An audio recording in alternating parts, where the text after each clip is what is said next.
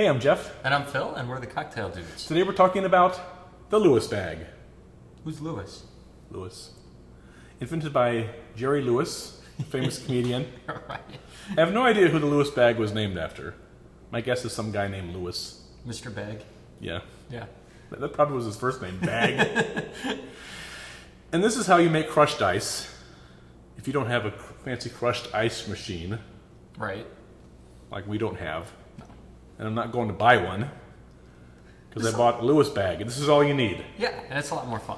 This is a canvas bag. But why canvas bag? Why not use a Ziploc? A Ziploc? I know, but I'm just being, That's a good question, Phil. Yeah, thank you. We're going to crush ice with this mallet. And we're going to use the canvas bag because if we use the Ziploc bag, the ice that melts is going to stay in the bag and you're going to end up scooping it into your drink. Yeah, you're going to get a lot of water in the drink. That's going to change the taste. You don't want that. The canvas bag is going to absorb the water. It's also going to insulate so it will melt less. Yep. And so when you're scooping in to get out the crushed ice for your mint julep, you'll come out with ice and not watery ice. Right. Because do you remember from physics about kinetic energy? Somewhat. Remember the formula? What's that? P equals mv. That's not kinetic energy. I don't think anybody remembers. Remember that? Well, do you remember that? I remember kinetic energy. Yeah. Okay, what about P equals mv? You know what the m and the v is, right? M is, I don't know what M is. Mass. Mass. V would be velocity. Right. There you go. So P is momentum. I don't know Yeah. why it's the P. Maybe it's one of those soft P like you could pneumatic. use another M. But You no. already used them. So when you're whacking it, you're taking the energy from the mallet into the ice, and so you make heat. Right. That kind of makes it melt. Also, being under hot studio lights like we are is not going to help any in making No, it melt. not at all. All right. So this canvas bag is the best that we found. It's from the folks in Seattle, mixology.com. Don't write that down Mixology. because they don't spell it right. Yeah, it's mixology. It's Mick like Mixology. McChicken. MCSOLOGY. They weren't quite fast enough to get MIXOLOGY, were they? It's not, no.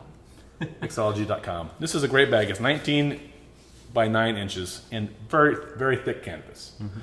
So it works great. That's our favorite. If you don't want to buy a canvas bag, you can use a kitchen towel. Put it in, smash it. That'll work. Or you can go to your bank and say, hey, can I have some canvas bags? And they'll give you something that looks like this. Yep. Right?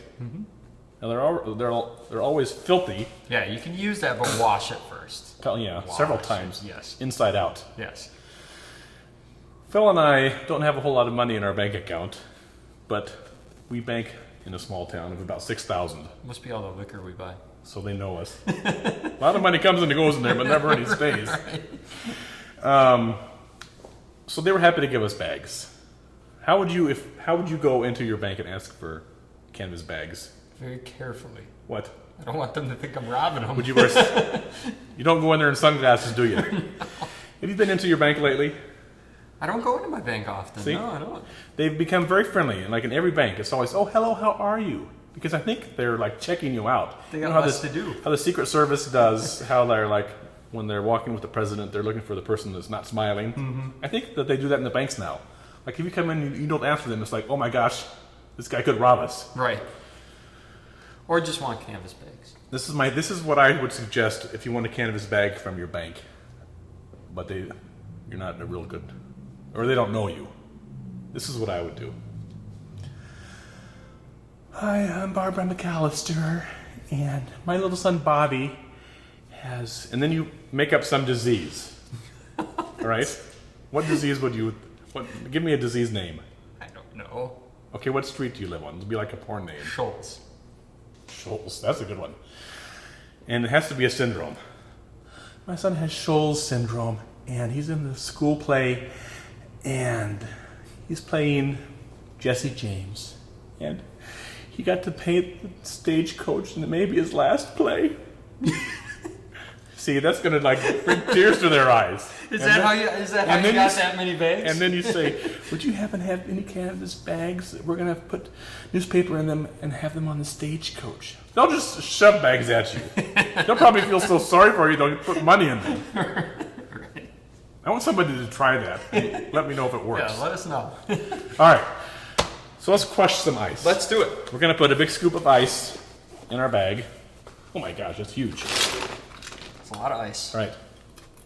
Get all in there. Goes to the bottom. You just put as much ice in as you want. Roll it up to that point, and then hammer away. This is a huge mallet. You like your mallets. I know. This is what I keep on my bedside stand at night, in case Jackie becomes possessed or something. This is from the Legno guys in, outside of Pittsburgh. This is a joining hammer. This is a Timbers framing hammer. This is a big one. 2 inches by 2.5 inches here. So you want something like that. You could use a rolling pin or a big heavy spoon. Right. But you want something that's going to give a lot of mass. Now this is the momentum one. Mass and velocity. Right. We're going to be heavy. We can figure out momentum here. All right. So you just hammer this until it gets crushed.